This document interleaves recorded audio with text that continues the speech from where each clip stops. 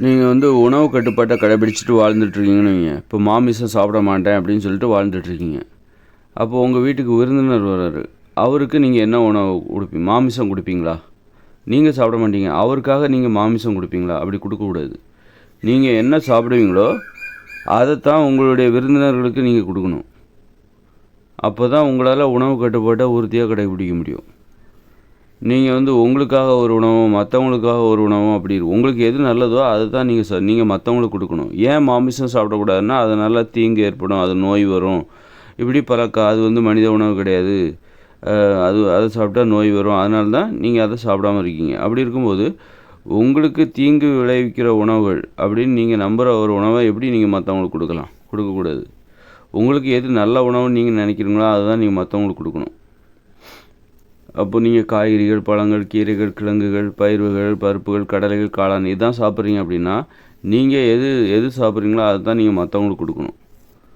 ஐயோ நம்மளுக்கு தான் இது நமக்கான உணவு, மற்றவங்களுக்கு இது பிடிக்காது, அதனால் அவங்களுக்கு என்ன பிடிக்குமோ அது தீங்கான உணவாக இருந்தாலும் அதை நீங்கள் அவங்களுக்கு கொடுக்கணும் அப்படின்னு நினச்சி கொடுத்தீங்கன்னா உங்களால் உணவு கட்டுப்பாடை உறுதியாக கடைபிடிக்க முடியும். ஏன்னா உணவு கட்டுப்பாட்டை கடைபிடிப்பதற்கு மன உறுதி தேவை. மன உறுதி இருந்தால் மட்டும்தான் உணவு கட்டுப்பாட்டை தொடர்ந்து கடைபிடிக்க முடியும். அப்படி இருக்கும்போது நீங்கள் வந்து இப்போ நீங்கள் வந்து வெள்ளைச்சீனி கலந்த டீ குடிக்க மாட்டீங்க, ஆனால் உங்கள் வீட்டுக்கு விருந்தினர் வர்றாங்க, அவங்களுக்காக நீங்கள் டீ போட்டு வெள்ளைச்சீனி எல்லாம் போட்டு அவங்களுக்காக கொடுக்குறீங்க, ஆனால் நீங்கள் குடிக்கலை. அப்படி நீங்கள் கொடுத்தீங்கன்னா உங்களால் உணவு கட்டுப்பாட்டை தொடர்ந்து கடைபிடிக்க முடியாது. உங்களுக்கு எது நல்ல உணவுன்னு தெரியுதோ அதுதான் கொடுக்கணும். அந்த வெள்ளைச்சீனி கலந்த டீ குடிக்கிறது நீங்கள் குடிக்க மாட்டீங்க, உங்களுக்கு கெடுதல்னு நினச்சி நீங்கள் அதை குடிக்கிறது இல்லை. அப்படி இருக்கும்போது நீங்கள் அதையும் மற்றவங்களுக்கும் கொடுக்கக்கூடாது.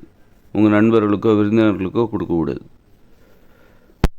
எப்படி நீங்கள் டீ குடிக்க மாட்டீங்க அப்படின்னா உங்கள் நண்பர்கள் உங்களுக்கு டீ கொடுத்தாங்க அப்படின்னா நீங்கள் வேண்டான்னு சொல்லிடுவீங்க. நீங்கள் மாமிசம் சாப்பிடுவதில்லை அப்படின்னு ஒரு உணவு கட்டுப்பாட்டை கடைபிடிக்கிறீங்க, உங்கள் நண்பர்கள் வந்து உங்களுக்கு மாமிசம் கொடுக்குறாங்க அப்படின்னா நீங்கள் வேண்டான்னு சொல்லிடுவீங்க. அதுபோல் தான் நீங்கள் மாமிசம் சாப்பிட மாட்டீங்க அப்படிங்கிற உணவு கட்டுப்பாட்டை கடைபிடிக்கும் போது உங்களுடைய விருந்தினர்களுக்கு நீங்கள் மாமிசம் கொடுக்கக்கூடாது. உங்கள் வீட்டுக்கு வருகிற விருந்தினர்கள் இருக்காங்க, அவங்களுக்கு நீங்கள் மாமிசம் கொடுக்கக்கூடாது. இதுதான் உணவு கட்டுப்பாட்டோட மிக ஒரு அடிப்படையான ஒரு கட்டுப்பாடு. உங்களுக்கு எது நல்லதுன்னு நினைக்கிறீங்களோ அதுதான் நீங்கள் மற்றவங்களுக்கு செய்யணும். அந்த மாதிரி இப்போ வந்து உதாரணத்துக்கு வந்து நீங்கள் வந்து பரோட்டா சாப்பிட மாட்டீங்க அப்படின்னு ஒரு கட்டுப்பாடு, பரோட்டா சாப்பிடக்கூடாது அப்படின்னு ஒரு கட்டுப்பாட்டை கடைபிடிக்கிறீங்க. ஆனால் உங்கள் நண்பர்களுக்கு, உங்கள் வீட்டுக்கு வருகிற நண்பர்கள் விருந்தினர்கள் அவங்களுக்கு கடையில் பரோட்டா வாங்கி அவங்களுக்கு பரிமாறுறீங்கன்னு வச்சுக்கிங்க, அது தப்பு. உங்களுக்கு தீங்குன்னு நினச்சி தான் அதை சாப்பிடாமல் இருக்கீங்க. அப்போ உங்கள் நண்பர்களுக்கு மட்டும் உங்களுக்கு தீங்குன்னு நினைக்கிற உணவுகளை உங்கள் நண்பர்களுக்கும் விருந்தினர்களுக்கும் கொடுக்குறீங்க அப்படின்னா அது வந்து ஒரு கெட்ட எண்ணத்தோட வெளிப்பாடு தான். அதனால் உங்களுக்கு நல்லதுன்னு நினைக்கிற உணவுகளை தான் நீங்கள் மற்றவங்களுக்கு கொடுக்கணும். நீங்கள் எதை சாப்பிடுவீங்களோ, எதை சாப்பிட்லான்னு ஒரு கட்டுப்பாட்டை கடைபிடிக்கிறீங்களோ அந்த உணவுகளிலிருந்து தான் உங்களுடைய விருந்தினர்களுக்கோ நண்பர்களுக்கோ வாங்கி கொடுக்கணும். நீங்கள் சாப்பிடவே கூடாது, தீங்குன்னு நினைக்கிற நோய்களை தரும் என சாப்பிடவே கூடாதுன்னு நீங்கள் ஒரு பட்டியல் வச்சுருப்பீங்க. அந்த உணவுகளை உங்களுடைய நண்பர்களுக்கோ விருந்தினர்களுக்கோ உங்களுடைய குடும்பத்தில் உள்ளவர்களுக்கோ உங்கள் கையால் நீங்கள் கொடுக்காதீங்க, உங்கள் கையிலேருந்து கொடுக்காதீங்க. இது வந்து உணவு அப்படி நீங்கள் சாப்பிடக்கூடிய உணவுகளை தான் நீங்கள் பிறருக்கும் கொடுக்கணும். உங்களுக்கு நல்லதுன்னு நினைக்கிற உணவுகளை தான் நீங்கள் சாப்பிடக்கூடிய உணவுகளை தான் பிறருக்கு கொடுத்தா தான் அந்த உணவு கட்டுப்பாட்டை உறுதியாக கடைபிடிக்க முடியும். இல்லைனா உணவு கட்டுப்பாட்டை உறுதியாக கடைபிடிக்க முடியாது. உணவு கட்டுப்பாட்டை கடைபிடிப்பதற்கு ஒரு மன உறுதி தேவை. சாதாரணமாக சோறு, பூரி, இட்லி, பொங்கல், தோசை இதெல்லாம் சாப்பிட்றதுக்கு மன உறுதி தேவையில்லை. இப்படியெல்லாம் சாப்பிட்றதுக்கு ஒரு பலவீனம் தான் தேவை, மன உறுதியற்ற ஒரு மனநிலை தான் தேவை. ஆனால் சோறெல்லாம் சாப்பிடக்கூடாது, பிரியாணி சாப்பிடக்கூடாது, இட்லி, பூரி, பொங்கல், தோசை, மாமிசம், மீன், முட்டை, தயிர், மோர், வெண்ணெய், நெய் இதெல்லாம் மனித உணவுகள் கிடையாது, இதுதான் நோய்களுக்கு காரணம். இந்த உணவுகளெல்லாம் சாப்பிடாமல் இருக்கணும் அப்படின்னா ஒரு அசாத்தியமான மன உறுதி தேவை.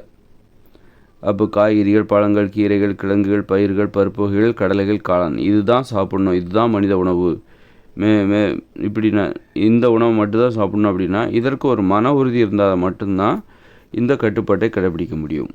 அந்த கட்டுப்பாட்டை கடைபிடிக்கும் போது நாம் செய்யக்கூடிய முக்கியமான நிறைய நடைமுறைகள் இருக்குது. அதில் ஒன்று, நமக்கு நாம் சாப்பிடக்கூடிய நமக்கு நல்லதுன்னு நினைக்கிற உணவுகளை தான் நம்ம மற்றவங்களுக்கு கொடுக்கணும். மற்றவங்க கொடுத்தாலும் நாம் சாப்பிடக்கூடிய உணவை தான் நம்ம மற்றவங்க கொடுத்தாலும் வாங்கிக்கணும். மற்றவங்களுக்காக இப்போ நம்ம டீ குடிக்கக்கூடாதுன்னு நினைப்போம். மற்றவங்க கொடுக்குறாங்க, ஐயோ அவங்க மனசு வருத்தப்படுமேன்னு சொல்லிட்டு அவங்க டீ கொடுத்தா நீங்கள் வாங்கி குடிச்சிடக்கூடாது.